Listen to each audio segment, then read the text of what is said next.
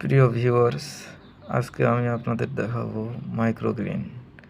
এই যে সামনে যেগুলো দেখা যাচ্ছে, এগুলো আমার মাইক্রোগ্রিন। এগুলো আমি 8-10 দিন আগে চারা রোপণ করেছিলাম। এগুলো এখন বেশ বড় হয়েছে এবং এগুলোর শিকড় কেমন গজিয়েছে আমি তা দেখাবো। এই যে এগুলো শিকড়।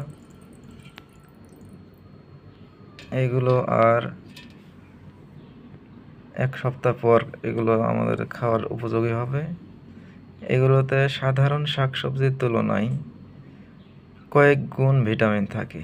যারা শহরে থাকেন তারা সাধারণত সবজি শাক মূলত শাকই সহজে পাওয়া যায় না, পেলেও অনেক দাম হয়ে থাকে।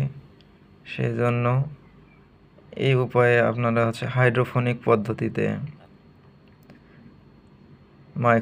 মাইক্রোগ্রিন আপনারা করতে পারেন। এতে করে আপনাদের পুষ্টিগুণ অনেকটাই মিটে যাবে।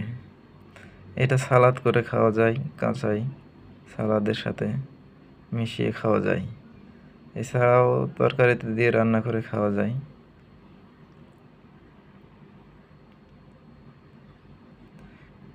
সঙ্গে থাকুন, সাথে থাকুন। পরবর্তীতে আরও বেশ কিছু ভিডিও দেব।